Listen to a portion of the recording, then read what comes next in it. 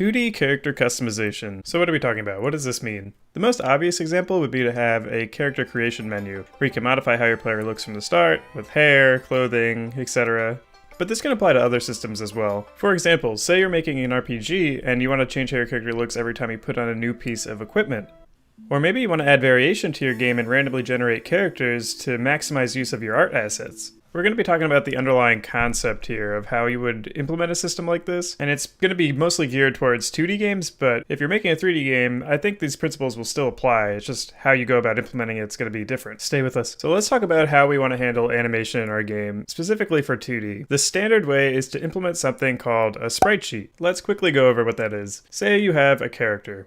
And we want to make our game look interesting, so we want to animate our character. So we may give our character an idle animation. And for the record, I never claimed to be an artist here. So let's say this was our idle animation. It's 3 frames long. And like one of those flip books, you would play each one of these images in a sequence and it would animate your character to do whatever action you're performing at the time. So this is our idle animation. It's pretty bad. Let's say we added a walking and an attack animation. So now we have our sprite sheet here. And each one of these is only 3 frames, which is not normal. Usually they would be much longer. So where does the customization actually come into play? Well, let's say we wanted to add a hat to our character. That sounds like something that should be pretty straightforward. You're just adding a hat, but it's actually quite deceiving, because in order to add this hat, you now need to go in and update every single one of these images with a hat.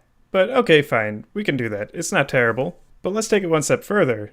Now let's say you found a right boot for your character and you want to display that. Well, now it becomes a problem, because not only do you have to update a sprite sheet of wearing the boot, you also need to update an entire sprite sheet of wearing the boot and a hat. And if this isn't becoming clear as to why this can be a problem, this was only for one animation for one character in one direction. If you were doing a top-down 2D game, you would have to do this 4 or 8 times, depending on if you're doing diagonal directions. That's not an arbitrary amount of work. That means eventually, if you ever want to add a new piece of gear or change an existing look, you need to modify hundreds of sprites.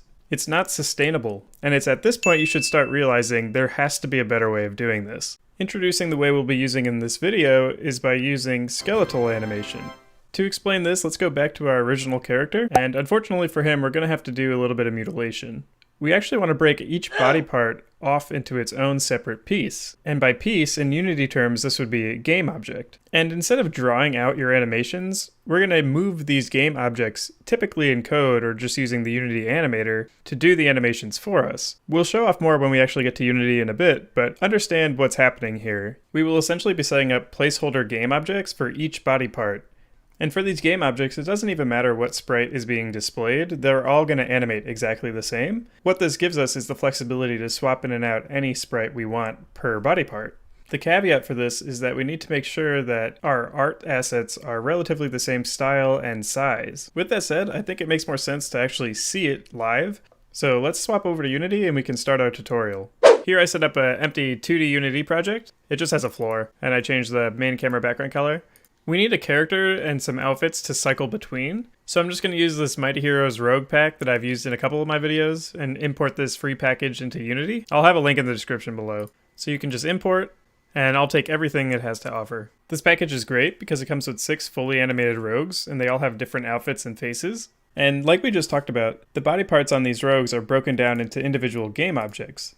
So if we expand this rogue prefab, we'll see all the different body parts that this has. And so our rogue torso has a game object child to it that has a sprite renderer, and this is what is actually displaying the image.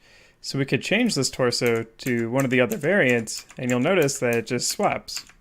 So when we run the game, it's still animating just fine, even with the different sprite, because the game objects are what's animating, not the sprite itself. So that's the benefit. And like I mentioned before with one of the drawbacks, let's say I put the shoulder as the torso sprite and hit play, it will still animate like the torso, but it looks weird because the sprite isn't correct. So that's what I meant before, where you need to make sure your art style and size is relatively the same so that it looks good when you swap them out. On one of the prefabs, if you double click on the animator controller, you'll see all these animations they have up. And so we can go to Window, Animation, Animation, and double click on one of these animations in the controller, and you'll see that all these different game objects are moving and are dynamically animating. The scope of this tutorial isn't to showcase how to do skeletal animation, it's more to inform you of ways you can go about getting character customization going in your game. And this is through one method. If you're completely lost about how this is working, I really encourage you to download this package and to spend some time learning it, looking through what they provide you, because you'll get an idea of how you might want to implement this yourself. It could be that this is over detailed for what you're trying to do, and you could simplify it in that case. I definitely encourage you to look through and see how they set up their animations. Okay, with that said, we're going to move on to making our own character creation menu. So we'll clear out these rogues for now, and we'll center our guy here. We'll drag this rogue 1 down into the assets folder to make a new prefab, and we'll call this prefab player. And I'm going to scale it to like 0.5 in the X and 0.5 in the Y. I think these come pretty large. So the first thing I'm going to do is just set up a little bit of UI work for our menu. This is going to be really bare bones. So I'm going to right click, go to UI and select panel. So I'm going to select the rect tool and I'm going to hold shift and just shrink it down. It doesn't have to be perfect. I'm just trying to set up an area for us to work with. On our canvas, scale with screen size 1920 by 1080. So on our panel, we'll right click, go to UI and add a text mesh pro. It'll add you to import. So we'll import essentials. So we'll change this text to hood. And I'm also going to add a button text mesh pro, and I'll duplicate that for another button. Then we'll have a previous button and a next button, and we'll update the text on these buttons to replicate that. So we'll say previous and next. I'm just going to roughly spread them out. Okay, and so I'm going to right click on our panel one more time and create empty, and call this hood selector, and I'm going to drag our text and the 2 buttons and drag it onto that. Right now you can press the buttons, but they don't do anything, so let's change that. In order for us to do that, we need to make a new script. So I'm going to right click on assets, create C# script, and I'm just going to call this something like outfit changer. So let's open it up in Visual Studio, and this script's actually going to be very straightforward. The first thing we need to know is what body part or what part of our outfit we're changing. So a question I'll pose to you is, what do you think actually facilitates that? You may think it's the game object that we're animating, but that's incorrect. Like I said before, the sprite renderer is what handles the actual image swapping, so we need a reference to this sprite renderer. So we can say public sprite renderer body part, and I'll just add this header for clarity. So we know what body part we're going to be changing, but we also now need to have a list of options to change between. So what does a sprite renderer use? It uses a bunch of sprites. So we need a public list of sprite, and we can call this options. We'll just declare a new list here. Same thing, I'll just add a header for clarity. So on our hood selector object here in the UI, let's drag our outfit changer script onto this object, and you'll see we have our 2 new fields. So the first thing we need to do is get our body part. Since we're doing the hood, we'll start there. So we can expand our player.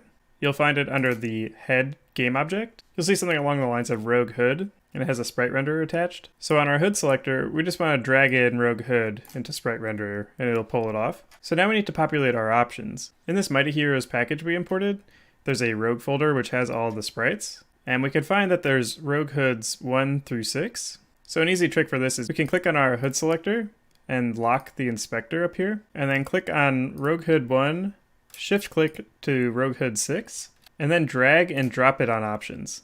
So we have our sprite renderer, we have our options, now we need to actually cycle between them. So let's get rid of start and update, and we'll say public void next option. And we want to keep track of what our index through our list is. So we'll make a private variable. We'll say private int current option, and we'll default this to 0. So the first thing we want to do is, since we're progressing through our list, we want to increase our current option. We'll increment it by 1. We need to check if we've exceeded our list size, and if so, we need to reset it back to 1, so we can just cycle all the way through. So we can say if current option is greater than or equal to options.count, then the current option is equal to 0. Otherwise, we simply just want to say bodyPart.sprite equals to options, open square brackets, our current option. So we pass in the index into our list and it'll pull the sprite. Really quickly, we can make the inverse of this. So we could say public void previous option and say current option minus minus. So we'll decrement. This time, we just need to do the opposite check. So if current option is less than or equal to 0, then current option is equal to options.count minus 1. Same thing, bodyPart.sprite equals options of the index. We can unlock our inspector. And on our previous and next buttons, we can add on-click events. So for our previous button, we could drag in the hood selector to our object and go to outfit changer, previous option. We can do the same thing for next button. We can add an event, drag in the hood selector, and hit next option. And now we can actually test it out. So if we run the game, we can now cycle through all our different hoods, going forward and back. One more thing you could do is you could increase the size of this from 5 to say 6 and leave one of them as an empty sprite. And now when you get all the way down to 6, it leaves an empty option. So now we just have a bald rogue. Sometimes this will make sense and sometimes it doesn't. It depends on what part of the outfit you're changing. So let's step through this one more time with a different body part. I'll click on our hood selector and Control D duplicate it. And we'll call this torso selector. We'll drag it down a little bit and change the label name to torso. We'll zero out our options list on torso selector. And we'll drag in our torso sprite renderer to the body part. We'll look back in our package that we imported and look for the torsos. So there's 1 through 6 again. We'll lock the UI, select one, shift click to 6, drag onto options, and hit play. And now we can cycle through our different torsos. It's much faster once you have the script set up. And so I'm going to take a minute and just fill out the rest of the body parts. Okay, I've added most of the different body parts from this rogue package. And if we hit play, we can now cycle through all the different types of components and body parts we have. So one more cool thing we could do is randomize our options. So back in our script, we can make a new method called public void randomize, where we set the current option equal to random.range between 0 and the options.count -1. And then same as before, we can set the sprite to this random index in the list. And I'm actually going to create a new C# script, and I'll call this character creation menu. And this will be like a master script. We'll drag that onto our character creation menu object and open it up. We'll remove start and update, and the one thing I want to do is public void randomize character. For this we need a public list of outfit changer. We want to tell every outfit changer in our list to randomize. So we'll say for each outfit changer in outfit changers, changer.randomize. And so similar to before, we have our list here in character creation menu. We can lock this. We could select hood selector all the way down to all of our different outfit selectors and just drag it into the list. On character creation menu, I'll right click and add a new button that we'll put towards the bottom. We'll unlock the UI and we'll call this one randomize button and change the text. And for the on-click event for this randomize button, we'll drag in our character creation menu, go to the character creation menu script, randomize character. And with this simple change, we should now be able to randomize our character every time we click the button, which leads to some pretty cool combinations. And finally, really quickly, I set up this other level, this level 1. It literally just has my player prefab that we've been using this whole time. And in my build settings, I've added level 1 to the scenes in build. In our character creation menu script, we can add another method, public void submit. And we could say scene manager. You may have to import the scene manager, so you can add this using Unity Engine.scene management line at the top. Scene manager.load scene. And just for simplicity, I'm just going to put 1, which is the build index of level 1. There are better ways of doing this. I'm just doing the simple way. But before we load the scene, we want to save our changes. And I will preface this with saying you should probably be using your own serialization system. Saving it out as JSON or XML is probably a better approach than what I'm going to show. But if you just want to save and overwrite this prefab, something you can do is use prefab utility.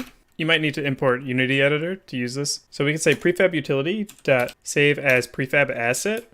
We have this public game object character that I added.